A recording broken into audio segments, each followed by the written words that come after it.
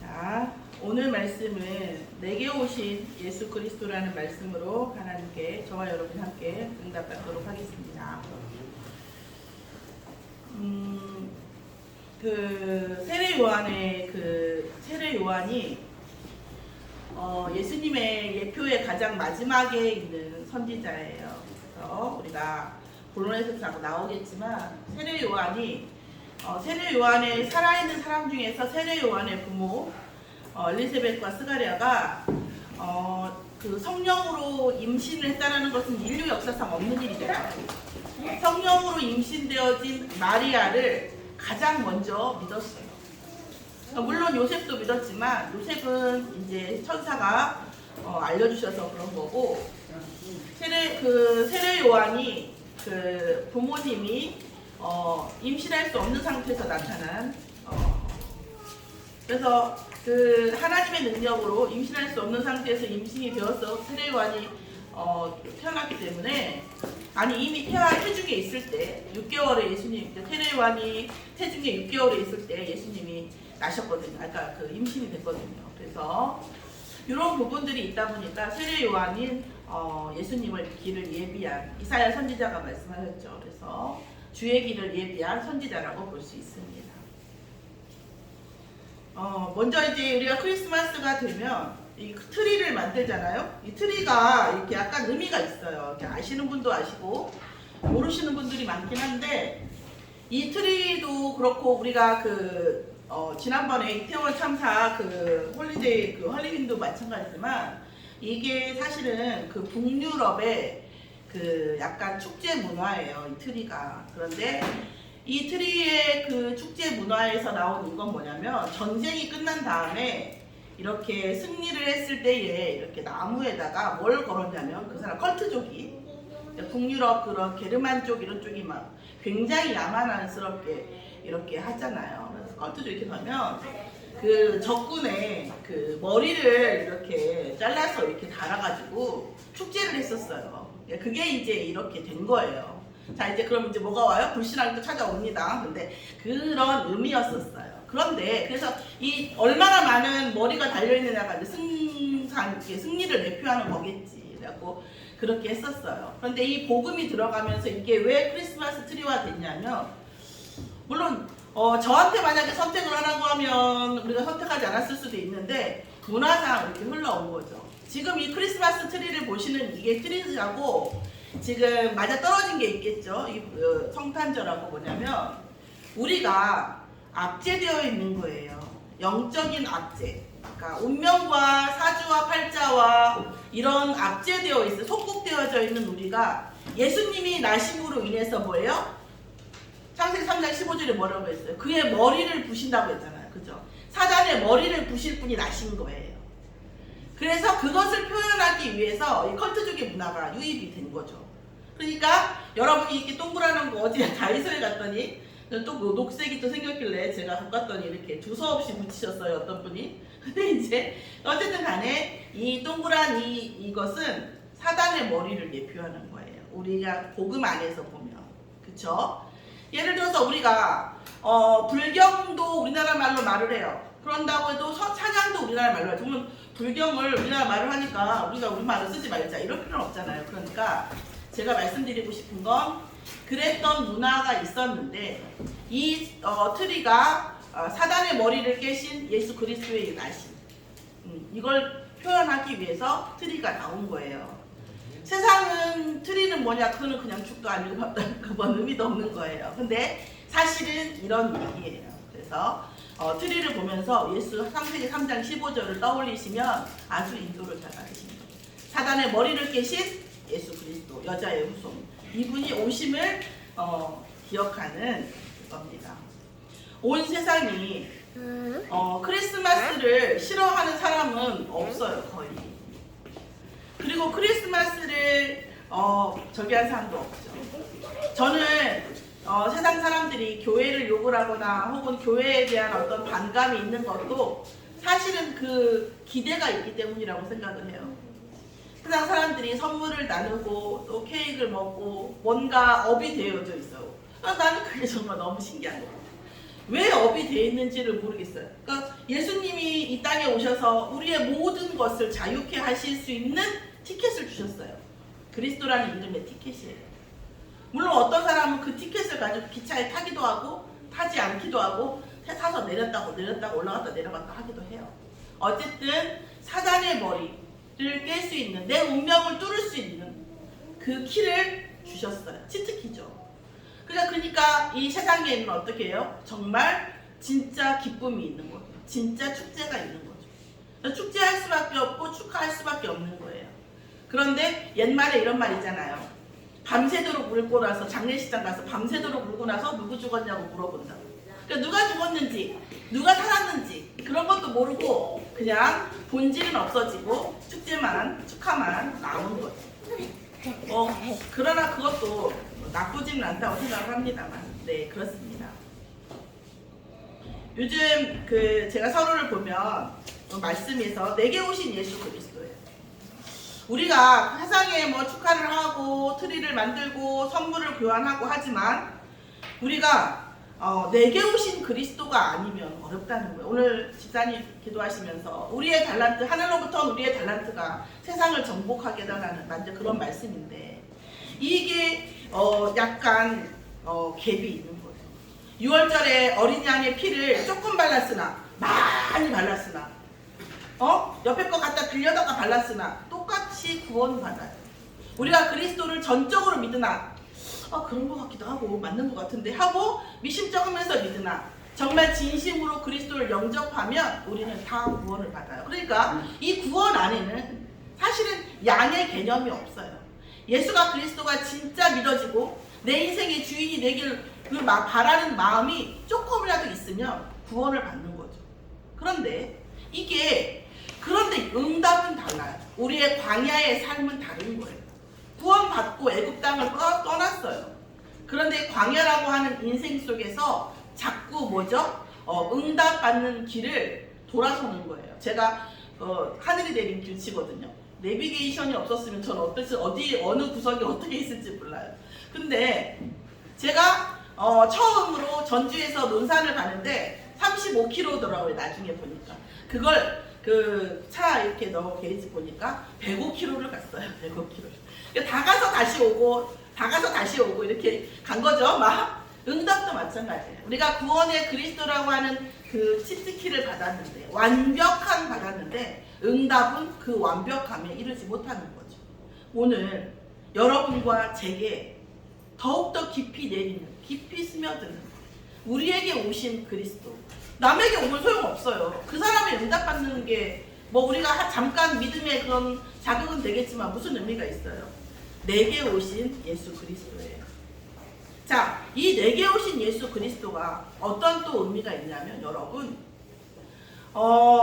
무당 집회를 가거나 우리가 어디 절에 가거나 한마디로 절의 시스템은 그런 것 같아요. 본인이보다는 이제 가서 시주하고 헌금하면 거기서 이제 기도해주고 무당도 마찬가지죠. 그런데 복음은 그렇지가 않아요, 여러분. 복음은 하나님은 우리와 오늘 말씀하셨어요. 그 이름을 처녀가 잉태하여 아들을 낳으리니 그 이름을 뭐라고 했다고요? 임마누엘이라고 하는 거예요. 임마누엘 하기 위해서 오신 거예요. 창세기 3장으로 인해서 하나님과 우리가 구별됐어요. 그래서 어떤 양을 잡거나 희생이 있는 제사를 지내야지만이 왔고요. 지성소와 이 밖에 회막 안에는 휘막이 쳐져 있어요. 휘막이. 예수님께서 돌아가시면서 십자가에서 죽으시면서 그 휘막이 없어졌죠. 그래서 지성소와 회막이 같이 붙은 거예요. 근데 분리됐다고요. 이 분리되어져 있는데 예수님께서 오시면서 그의 이름을 통해서 우리가 임마누엘, 하나님과 우리와 완벽한 결합이, 인격적, 영적, 물리적, 정신적 완벽한 결합이 이루어질 수 있는 길이 열린 거예요. 그래서 처녀가 잉태하여 아들을 낳으리니 그 이름을 임마누엘이라 하리라. 하나님과 우리와 함께 할 수 있는 길이 열린 거예요. 자, 다시 말하면 하나님과 내가 인격적으로, 정신적으로, 육체적으로 모든 영적으로 완전히 결합된 만큼 우리에게 응답이 되는 거예요. 예수 믿는데 왜 그렇게 살아요? 예수 믿는데 저도 뭐 목회자 얘기하면서 저도 몇 가지 따지긴 했는데 예수 믿는데 우리 예수가 모든 문제 복음 해결자고 복음이신데 왜 이렇게 살아요? 결합, 인격적 결합이에요. 그래서 우상 숭배하는 친구들하고 그분들하고는 이 복음은 완벽하게 결이 아니라 완전히 달라요. 그리스도께서는 하나님께서는 우리 안에 그래서 하나님께서는 세 가지 시스템을 가지고 계세요. 세 가지 시스템 뭐예요? 원래 모든 것을 주관하시는 구원을 계획하시는 하나님. 그런데 있으셨죠? 그런데 그분이 그렇게 계셨으면 되는데 이미 알고 있었지만 예정되어져 있지만 우리가 뭐예요? 창세기 3장에 선택을 한 거예요. 사단이 네가 사람같이 될 거야. 눈과 귀가 밝아지고 네가 굉장히 보암직도 하고 먹음직도 하게 될 거야. 너가 굉장히 똑똑해질 거야. 선악을 알게 될 거야. 그러면 너는 하나님처럼 되는 거야. 이렇게 했단 말이에요. 그걸 선택했어요. 그 피조물이 하나님, 우리가 부모님한테 뭐 이렇게 삥땅을 할 수도 있고 거짓말을 좀 할 수도 있고 이런 여러 가지 하자 잘하라는 것은 아니지만 근데 가장 큰 불효가 뭐예요? 부모님 부정하는 거거든요. 그런데 지금 뭐예요? 피조물이 창조주를 부정한 거예요. 그러면서 뭐예요? 그 말을 던진 사단에게 완전히 속하게 된 거예요. 자, 이 속에서 우리가 정말 아무것도 할 수 없는 분명히 창조할 때에 우리에게 하나님께서 주신 많은 축복이 있는데 아무것도 할 수 없는 존재가 된 거예요. 또 하면 할수록 부작용이 일어나요. 이 인간의 세상에서 가장 큰 게 뭐냐면 작용과 반작용이에요. 뭔가를 하면 반드시 그거에 대한 부작용이 있어요. 없는 게 없어요. 이게 물리학의 세계예요. 이게 시공간에 매여 있는 우리의 세계인 거죠. 이 속에서 하나님께서는 우리에게 영적인 존재를 보내신 거예요. 모든 공중권세가 있으니까 하나님도 우리와 함께 하시고 싶고 우리의 영적인 것도 하나님과 가까이 가고 싶은데 완전히 사단이 꽉 찼어요. 어느 정도 꽉 찼냐? 미친 광인 한 명에게 군대 귀신이 들어갈 만큼 4,000마리의 돼지에 들어갈 만큼의 영적인 존재가 악령이 들어가는 것처럼 정말 이 세상은 완전히 꽉 찼어요. 이것을 깨닫고 나니까 차라리 저는 세상에 대한 정치에 대한 얘기를 할 필요가 없더라고요. 이렇게 꽉 차 있는 사단의 주인 이 세상에서 어떻게 제정신으로 살아가며 어떻게 착하게 라는 그 나약한 이름으로 이 세상을 뚫고 살 수가 있겠어요? 불가능한 거죠. 그래서 하나님께서 어떻게 했어요? 여자의 후손을 예비하시고 그 흑암의 권세를 뚫을 수 있는 이름을 주셨어요. 그분이 누구냐? 예수 그리스도이십니다. 그분이 인간으로 오셨어요. 그래서 영적인 세계에서 말씀이 육신이 되어서 이 세상에 오신 거예요. 그분이. 그래서 예수 그리스도가 그래서 뭐예요? 아까 말씀드리겠지만 인간의 모든 죄와 저주를 담당하고 죽음의 권세도 담당하고 뭐예요? 십자가에서 돌아가시고 다시 부활하시는 거예요. 그래서 모든 하늘과 땅의 권세를 다 그리스도의 이름 앞에 주셨습니다. 그래서 그리스도의 이름만 부르면 흑암은 꺾이는 거예요. 자, 그리고 이 그리스도의 이름 속에서 나의 주인이 되어지고 내가 정말 그리스도의 이름이 믿어지고 나의 주인으로 영접한 자에게는 하나님의 자녀가 되는 권세를 주셨는데 그 사람들에게는 어떻게 했어요? 성령으로 들어오시는 거예요. 성령으로 임치시는 거예요. 예수 그리스도가 오시기 전에는 성령이 사람 안에 들어가 계시지 않았어요.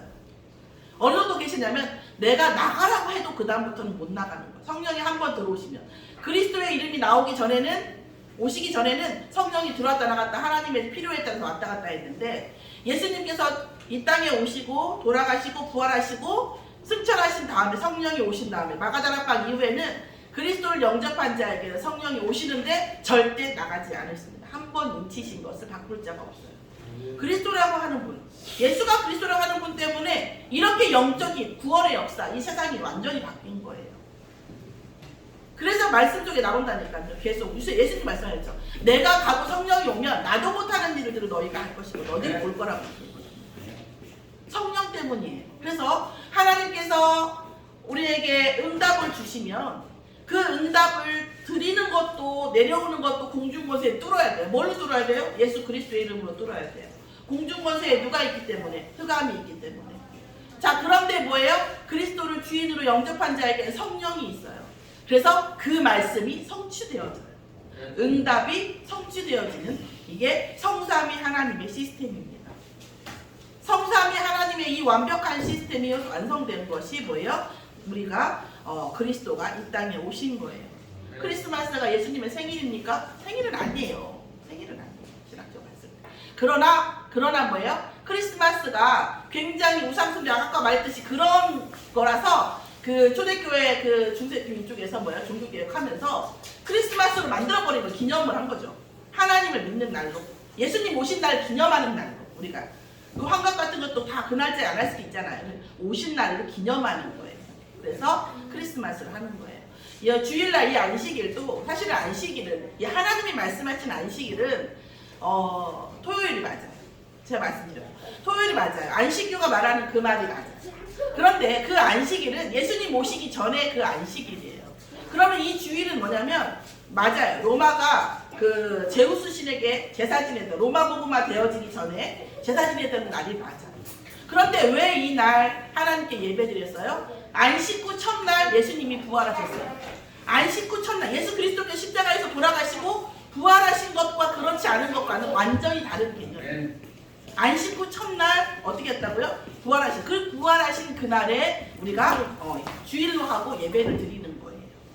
또 그것도 있어요. 그것도 로마 복음화가 되면서 제우스한테 제사 지내는 것을 덮어버리기 위해서 하나님께 하나님께 예배 드리는 걸로 바꾸기 위해서 로마 복음화 되어지면서 이렇게 바뀐 거죠. 그래서 제가 지금 여러 가지 지금 이단의 그런 이론을 말씀을 드렸어요. 우리가 분명히 이것을 알고 누리시는 저와 여러분이 되시기를 예수님 축원합니다. 자, 서론에 말씀드리는 인생을 살아가는 방법이라는 것은 제 많은 고뇌가 되어져 있는 서론이에요. 그게 굉장히 단순한데 잘 간단하게 했는데 이런 거죠. 인생을 살아가는 제가 요즘 또다시 또 어떤 창세기 3장 속에 있는 인생을 배워요. 그러면서 또 감사도 되더라고요. 제가 굉장히 험하게 살아왔다고 생각했는데 생각보다 또 제 주위에 생각보다 하나님께서 예비하셔서 좋은 분들이 많았던 것 같아요. 세상에 진짜 험함이라는 것을 또 한 번 또 느끼게 되는 것 같아요. 자, 그런 것들을 생각하면서 제가 하나님께 질문했던 내용이에요. 인생을 살아가는 방법, 인생을 살아가는 직업, 칼라 여러 가지가 있는 것 같아요. 뭐냐면 감정에 기대서 사는 거예요. 또 감정을 충족시키는 거예요. 그래서 우리가 유행가를 듣거나 또 어떤 걸 보거나 어떤 이 대화를 할 때 감정에 많이 울림이 있는, 감정에 많이 비중이 있는, 또한 우리가 술집이라든가 또 어떤 그런 뭐 유흥업소 이런 것도 뭐예요? 결국 감정을 맞추는 거거든요. 감정. 어떤 분이 그러대요. 김창욱 교수가 와이프한테 안 가고 술집에 가는 건 뭐냐면 웃는 얼굴 보려고 간다고 그렇다고 하더라고요. 남자분들이 그렇게 했대요. 감정인 거죠. 감정에 빗대 사는 사람들도 있고 또 하나는 육신에 빗대 사는 사람들, 육신의 이로움에 대해서 굉장히 중요하게 생각하는 사람도 있고 또 육신을 위해서 헌신하는 직업도 있어요. 사람들의 감정을 이렇게 부풀린다든가 감정에 어떤 호소하는 그런 직업들이 있고 육신을 살리는 직업도 있어요. 그래서 의사도 그렇고요. 육신적인 사람들이 많아요. 그리고 어떻게 보면 이 사람들이 사실 실리적이고 객관적이긴 하죠. 감정적인 사람보다는. 또한 뭐죠? 정신에 빗댄 사람들도 있어요. 철학가라든가. 그래서 어떤 육신적인 거, 감정적인 것들은 떨어뜨리고 가지만 정말 정신적인 것들, 특히 돛 닦는 사람들. 제가 여러분 생각하지, 여러분이 이렇게 사시니까 그렇지 생각보다 저희 산속에 가면 돛 닦는 사람들 많아요. 가보셨어요? 저 고등학교 때 가봤거든요. 원하지 않게 가봤는데 막 아침에 되면 막 나무 중턱에 앉아있고 막 물론 제가 간 건 계룡산, 여러분 유명하죠, 계룡산. 근데 계룡산 아니고도 돛 닦는 사람들 많아요.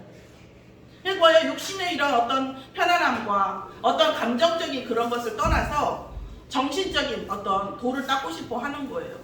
그래서 저는 거기 그 사람들을 이렇게 보고 하룻밤 자고 왔는데 저도 이렇게 질문이 되더라고요. 그 사람들은 무엇 때문에 도를 닦으려고 하는가? 왜 도를 닦으려고 하는가? 근데 제가 볼 때 그때 당시에 제가 주역을 한번 쭉 처음부터 끝까지 읽었거든요.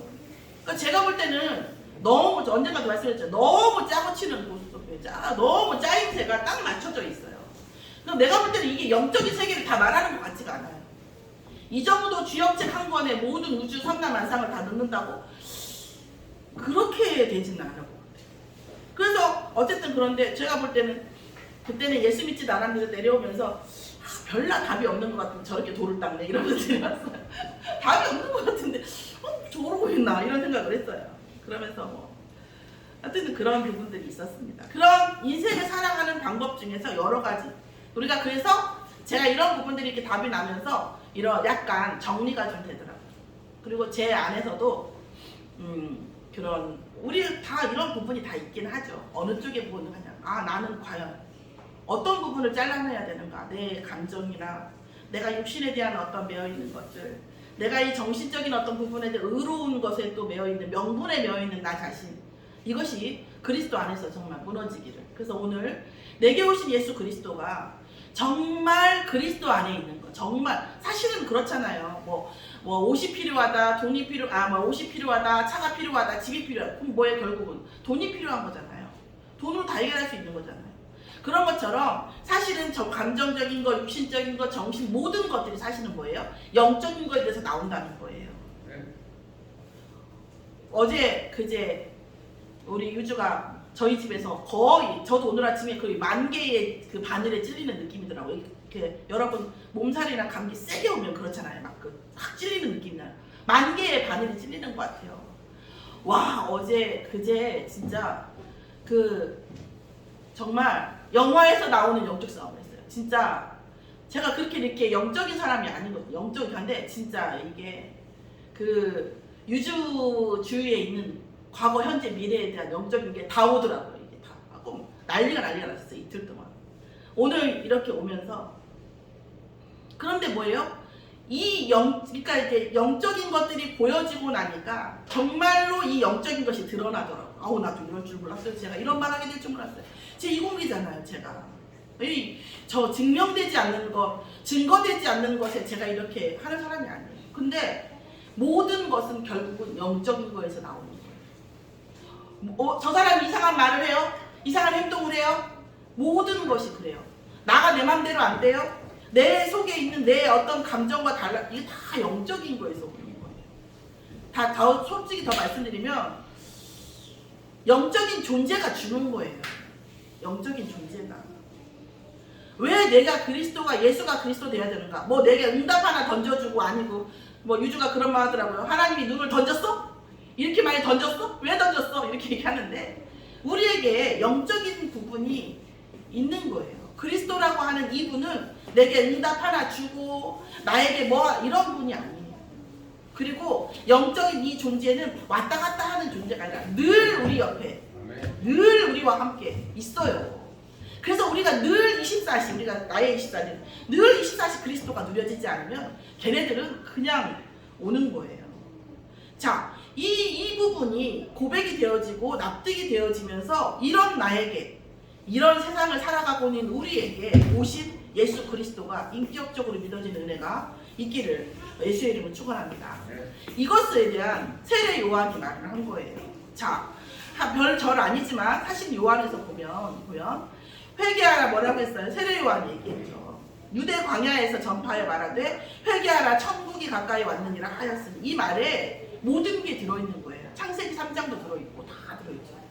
지금 뭐예요?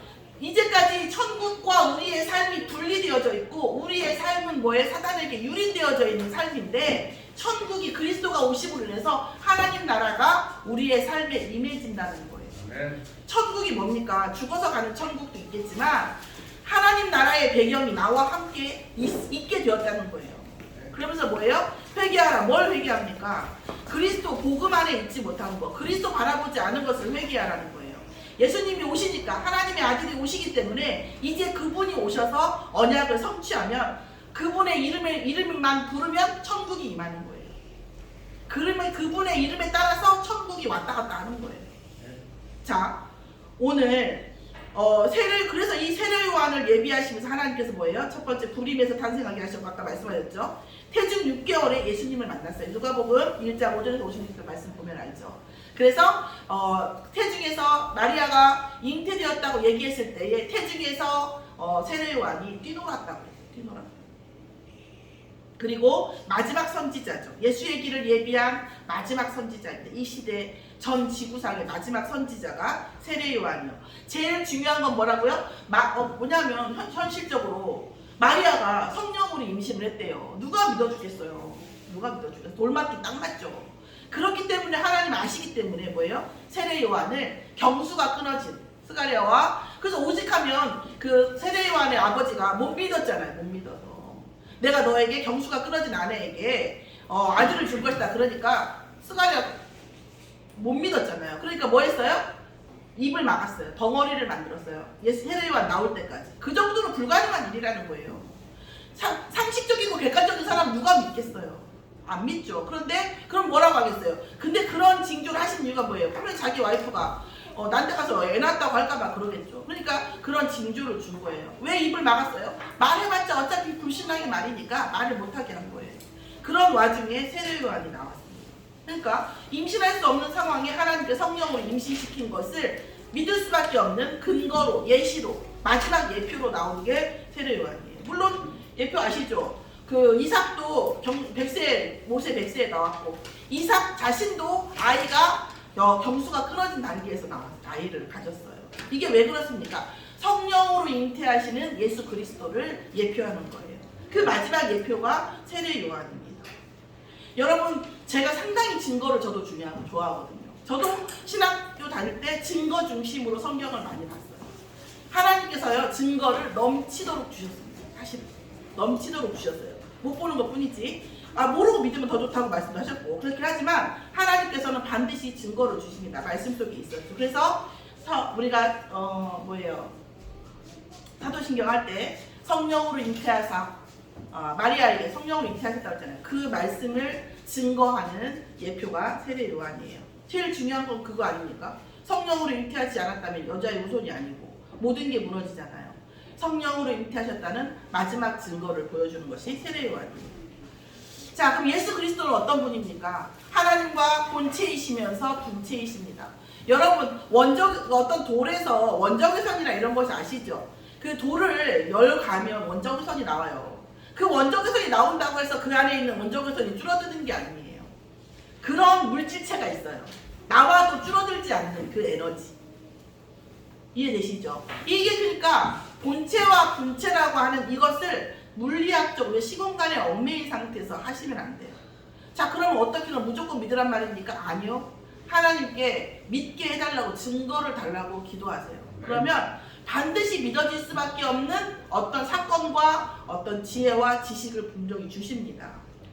그러면서 뭐라고 그랬어요? 우리 마태복음 17장이랑 쭉 봤을 때는 예수님께서 기도하실 때 영세전부터 예수님과 함께 하셨고, 구원의 성취를 담당하신 분이 예수 그리스도예요. 구원의 계획은요, 하나님 본체시죠. 그리고 또 뭐예요? 구원의 성취를 담당하셨어요. 그리고 뭐예요? 흑암을 꺾고 사단의 머리를 꺾고 인간과 하나님과 중간에 화목제가 되어지 연결시키시는 그 분이 되어지게 하는 분이 예수 그리스도이십니다.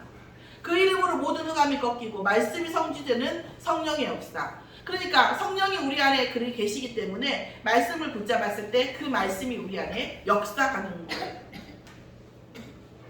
근데 그 성령이 누구 이름으로만 역사해요? 누구 이름으로만 들어오세요? 예수 이름으로만 들어오죠. 자, 말씀이 내게 성취되어지는 그 일, 그 시간, 그 장소, 거기가 뭐예요? 하나님 나라가 성취되어진 천국입니다. 자, 우리가 예수가 그리스도라는 것을 아는, 또 믿는 우리에게 또 하나의 장애물이 뭐예요? 그 장애물을 아시기 때문에 예수님도 먼저 그 장애물을 통과하셨습니다. 공생애 앞에서 예수님은 40일 동안 금식하셨죠. 그러니까 그 40일 동안 금식하는 것은 극단적인 체험을 시키는 거예요. 왜 체험을 시켜요? 우리 어떤 인간도 이보다도 더 힘든 일을 겪기는 못할 정도의 극단적인 예를 들으신 거죠. 40일 동안 금식하시고 나서 뭐라고 하셨냐? 인간이 겪는 모든 시험, 3가지 시험을 겪으신 거예요. 그러니까 우리가 뭐 일반적으로 아무리 괴롭다 힘들다 해도 40일 동안 굶는 일은 별로 없잖아요. 그런데 극단적으로 예수님이 40일 동안 굶으셨어요. 그러면서 뭘 시험을 당하셨어요? 돌을 떡으로 만들려고 하는 시험을 당하셨어요. 우리가 먹는 것, 이것 때문에 사실은 많은 시험을 당합니다. 정말 먹는 게 중요한지 말씀이 중요한지에 대한 극단적인 예시를 예수님 자신이 보여주신 거예요. 또 그 다음에 뭐예요? 뛰어내려라. 내가 어떤 과시를 하고 내가 어떤 분의 능력을 보이고 이랬을 때에 뭐예요? 하나님이 너를 받쳐줄 거야. 내가 어떤 짓을 해도 이 복음이 좀 그렇다니까요. 내가 어떤 짓을 해도 그리스도의 이름으로 구원받아. 구원받은 상태예요. 그런데요, 그 응답과는 상관이 없어져요. 제가 이제 잘못 얘기하거든요. 그러니까 죄를 짓는 친구들이 있죠. 목사님들도 있고 있어요. 근데 저도 굉장히 옛날에 어려웠다니까. 왜냐면 제가 의의나 명분을 좋아해가지고 저런 게 무슨 사람이야 이렇게 하면서 했단 말이에요. 그런데 어느 날 하나님께서 제게 은혜를 주시는 거예요. 그건 그 사람의 응답, 하나님과 그 사람 개인의 문제더라고요.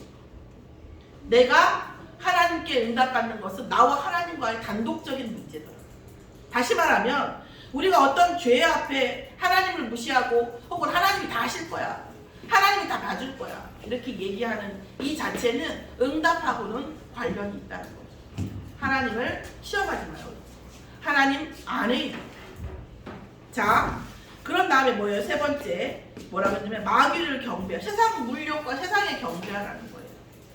세상을 경배하고 세상에 대해서 정말 중요하게 생각을 하고 하면서 뭘 하라고 했어요? 세상의 모든 것을 주겠다는 거죠.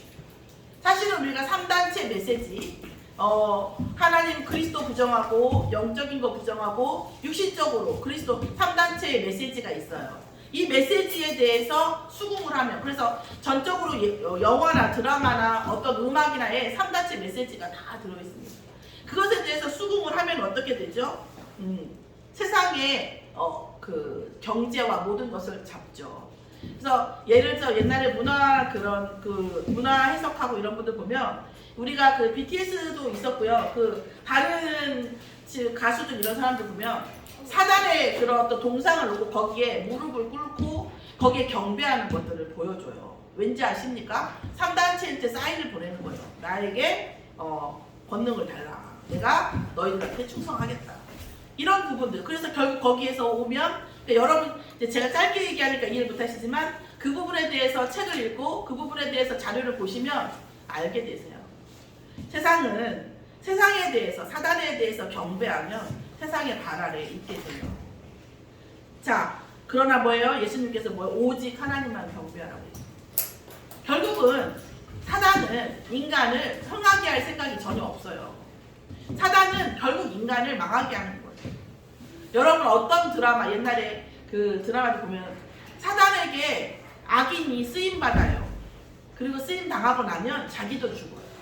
그러면 죽이는 데 사용받고 본인도 죽임을 당하고, 그러니까 사단 입장에서는 죽이고 죽이는 거예요. 근데 하나님께서는 뭐예요? 살리고 살리시는 것을 원하시는 거예요. 오늘 다시 한번 우리에게 오신 그리스도가 어떤 분인지에 대한 부분을 정리를 해보면, 그리스도를 붙잡은 자에게는 영적 사령관이라는 말씀을 지난번 산업인 때 주셨어요. 본부에서. 왜 영적 사령관이라고 하는지 말씀을 드리고 맺으려고 합니다. 복음을 가지지 않은 자에게, 특히 어떻게 우상 숭배하고 또 악령을 사단을 섬기고 이러면 더 강하겠죠. 그런 자들에게 뭐가 움직이겠어요? 악령의 회가, 악령의 조직이 움직여요. 악령의 회가 움직인다니까요. 사단의 군대가 움직여요. 그런데 그리스도를 붙잡은 자가 그리스도 안에서 복음을 누리고, 그리스도를 누리고 기도하고 하나님과 보좌의 축복이 예수면 하나님의 군대가 움직여요. 그러면 그 하나님의 군대가 어디를 움직일까요? 하나님 앞에 언약의 기도를 하는 그 방향으로 움직입니다. 그래서 우리 렘넌트들이나 복음 가진 사람들이 영적 하나님 군대의 사령관이에요. 하나님의 군대가 자기 마음대로 다니는 게 아니라 하나님의 말씀 붙잡는 하나님의 자녀를 따라서 다니는 거예요.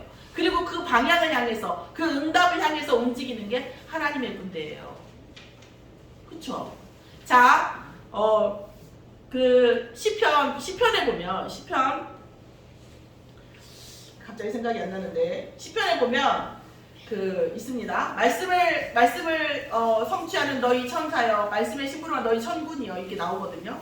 그러니까 그 다윗이 그 말씀을 성취하고 말씀을 누리고 말씀에 역사하는 천군과 천사가 있다는 것을 누렸다는 거예요. 그게 뭐예요? 하나님의 군대의 영적 사령관입니다. 그래서 우리는 이 그리스도라고 하는 예수가 내게 있는 예수 그리스도, 내가 누리는 예수 그리스도를 통해서 성령 충만의 여부가 왔다 갔다 하는 거예요. 그러니까 어떻게 보면 세상 사람 그리스도를 믿지 않는 자들에게는 보면 사람들에게 보면 어이없는 일일 수도 있어요. 그래서 많은 이단이 예수님을 인간으로만, 물론 인성도 있으시죠. 신성도 있으시고 신성과 인성이 완벽하게 결합하신 분이고 부활하시면서 육신적인 것과 영적인 것도 완벽하게 결합해 되셔서 결국은 부활의 첫 열매예요. 그래서 새하늘과 새 땅에 대해서 나오면 우리도 모두 부활해서 영적인 것과 육신적인 것과 완전히 부활하신 그리스도처럼 내가 생각하면 그 자리에 갈 시공간에 매이지 않고 그러나 육체는 있는 그런 상태가 되는 거예요. 자, 그리스도로 성령 충만의 여부, 하나님이신 그리스도가 하나님 나라가 임하느냐 사단 나라가 임하느냐에 대한 또 성령 충만의 여부의 키예요. 여자의 우선이시라니까. 어떤 목사님 말씀하셨다니까요. 자기는 그게 안 믿어져갖고 주는 그리스도시요 살아계신 하나님의 아들이심을 300번씩 했대 하루에. 그러면서 그걸로 인해서 응답 온 것은 자기 개인한테 물어봐주래. 예수 그리스도의 이름 앞에 모든 흑암이 꺾입니다. 우리 안 되어지는 것이요 다 꺾여요. 지금 나를 따라다니는 군대의 정체성이 무엇인지, 그리고 과연 오늘 나에게 어떤 영적 배경이 있는가에 따라서 그날과 그 이후는 반드시 바뀌지 않겠습니까? 오늘 집사님께서 그 얘기를 기도하시면서 말씀하신 이 달란트라는 것이 있잖아요. 여러분 정말 그 돛담는 사람 같이는 아니어도 정말 예배 속에서 찬양과 기도 속에서 한번 이게 집중해 보세요. 정말 예배를 한 3년 미친 듯이 한번 드려보세요. 진짜 저의 능력이 아니에요. 정말 달란트가 로또가 된다니까요. 안 믿으시는데 됩니다. 정말 보여지는 게 다르고요. 그 다음에 생각되어지는 게 다르고 그 무엇보다도 입장 차이 이런 한계 있잖아요. 인간이 가지는 많은 한계, 감정의 한계, 육신의 한계, 정신의 한계, 입장의 한계, 여러 가지 경험의 한계, 여러 가지가 있잖아요. 그런 모든 것이 초월이 된다니까요. 그 초월되는 것이 서밋 상태입니다.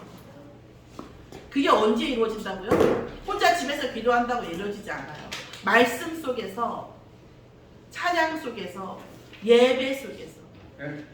그래서 하나님께서는 예배의 축복을 주시는 거예요. 오늘 예배 드리고 집에 가도 별 달라진 거 없는 것 같아. 그럴 수 있어요. 그런데 예배 드리고 계속 예배 드리고 예배 드리는 거에 집중하면서 정말 하나님께서 하신 어느 순간 난 싸운 적도 없는데 승리의 자리에 있고 나는 뭘 막 원한 적도 없는데 응답의 자리에 있고 내가 무언가를 막 하겠다고 생각한 것도 아닌데 정복의 자리에 있다니까요. 여러분 그것이 아니면 우리가 그리스도를 이렇게 그래서 예수님이 오실 필요도 없었고 누릴 필요도 없어요. 어떤 상황이어도 되는데 얼마나 얘기하셨어요. 마지막으로 말씀드려요. 지난주 메시지처럼 뭐라고 했어요. 어린아이 자녀들이 예언을 하려는 거예요.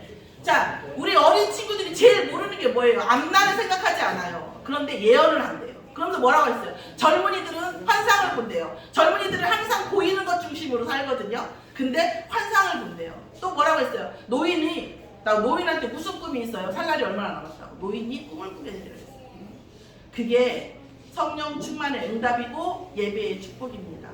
이 속에서 정말 그리스도가 어떤 분이신지, 내게 오신 그리스도가 우리가 살아있는 동안 또 우리가 천국 간 이후까지 그 이후의 하늘나라에서도 늘 우리에게 응답의 증거가 되어지는 그리스도가 내게 어떤 분이셨는지 우리가 포럼할 수 있고 누릴 수 있는 저와 여러분이 되기를 하나님께서 반드시 응답하실 것을 믿고 감사드리며 축원합니다.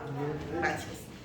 기도하겠습니다. 하나님 감사를 드립니다. 오늘 저희에게 오신 예수 그리스도가 온전히 누려지는 성탄절이 되어지게 역사하여 주시옵소서. 감사드리며 예수 그리스도의 이름으로 기도드렸사옵나이다. 아멘.